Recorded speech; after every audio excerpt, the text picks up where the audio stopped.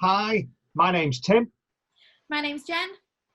Welcome to Ashton Sixth Form College. We're two of your teachers here within the IT department at the college, and that's why you've come to us for a taster session. You can be visiting this.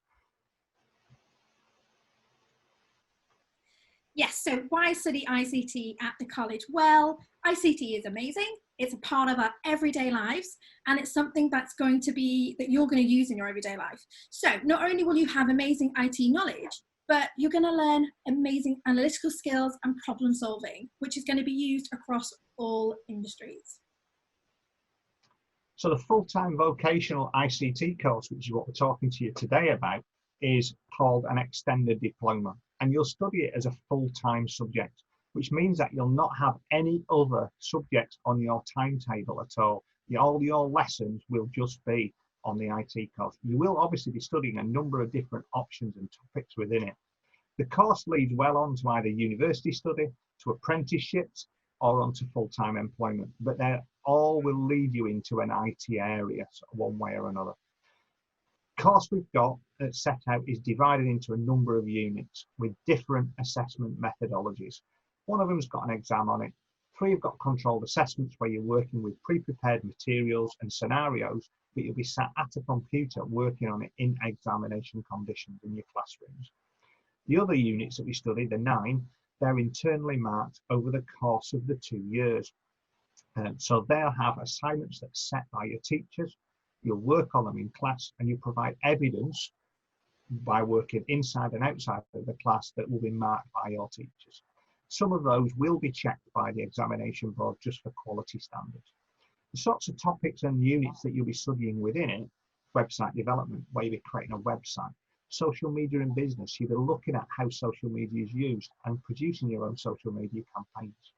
We'll look at information technology systems. That provides a lot of background information to a lot of the other subject areas that you'll be studying and topics you'll be doing. It could be that you're creating systems to manage and store information, such as a database. You could be programming and project managing your own programming of something that's going on within the course. So you create some program at the end of it. Could be we're looking at IT service delivery. So how do we get IT and use it within businesses and develop it for them?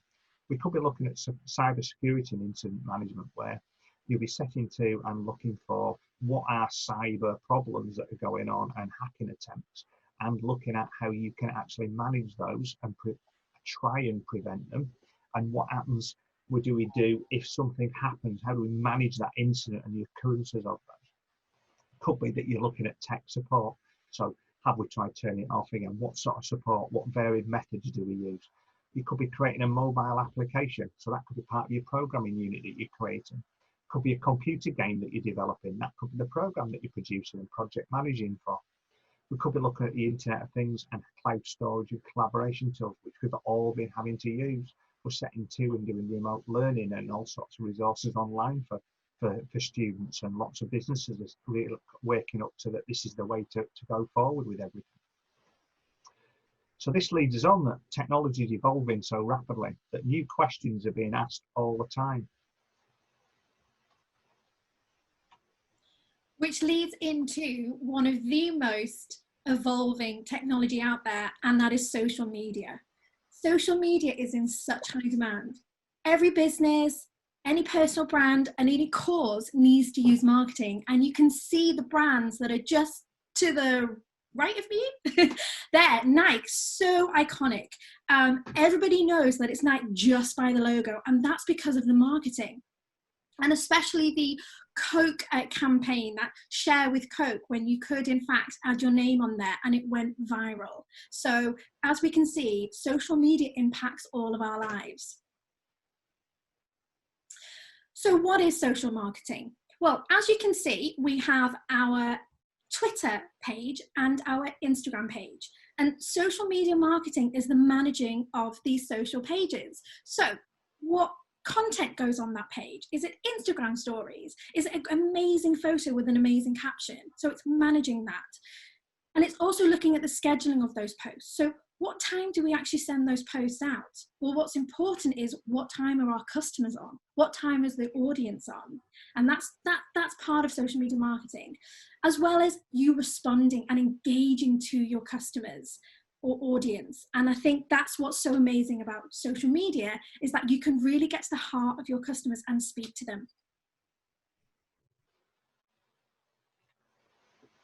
So we want you to do a little activity. I want you to search for a company or a famous person you like on Instagram, YouTube, or Snapchat. Find 3 recent posts that they've done. Write down the type of content they post for all 3. So is it videos? Is it the Instagram story? And what was that about? Does the content differ to each post? What language have they used? Is it funny? Have they used sophisticated language? Or is it very informal, very simple language? What hashtags have they used? How many hashtags have they used in that post? And then explain whether you liked the post. What is it about it that drew you to actually stop on that and choose it? So is it because of the image?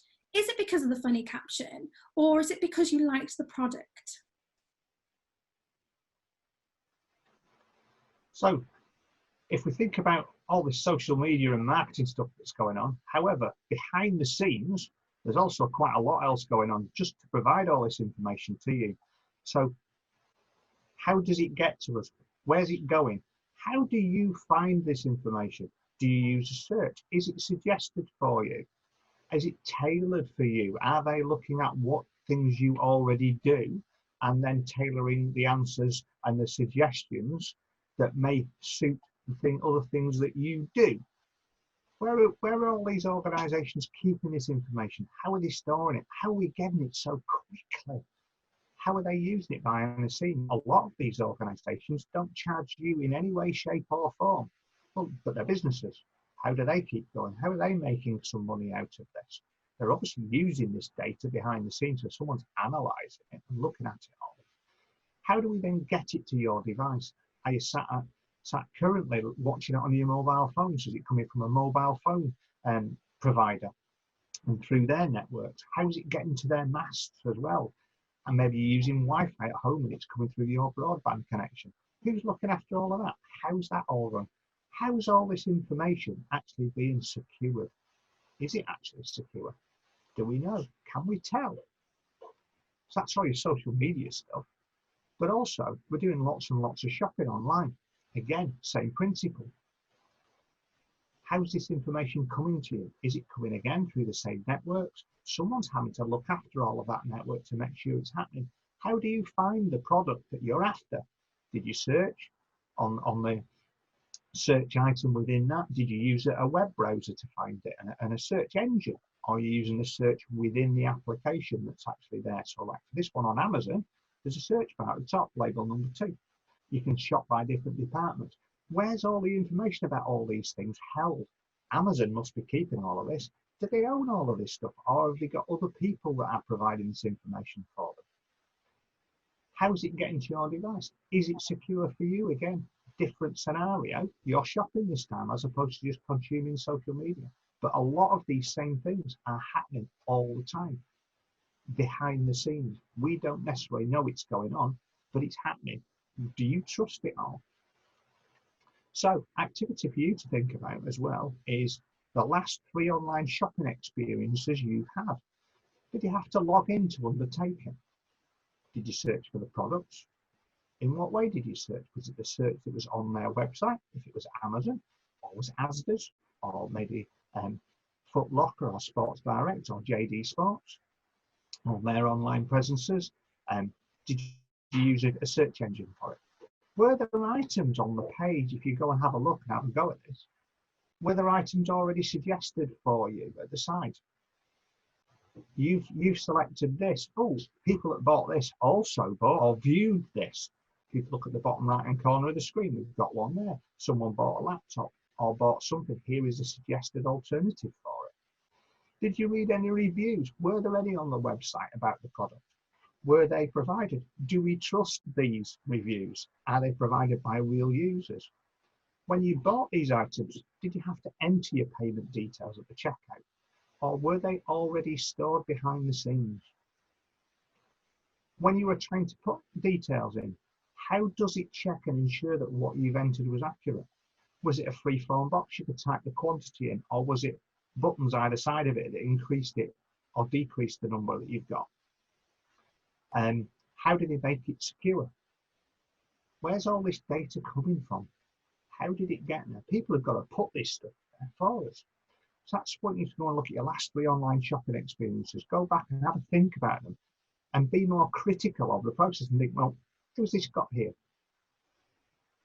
What am I having to put in? How, is it correct? What stuff are they subliminally sending to me? So that's an activity for you to do now. Over to Jen.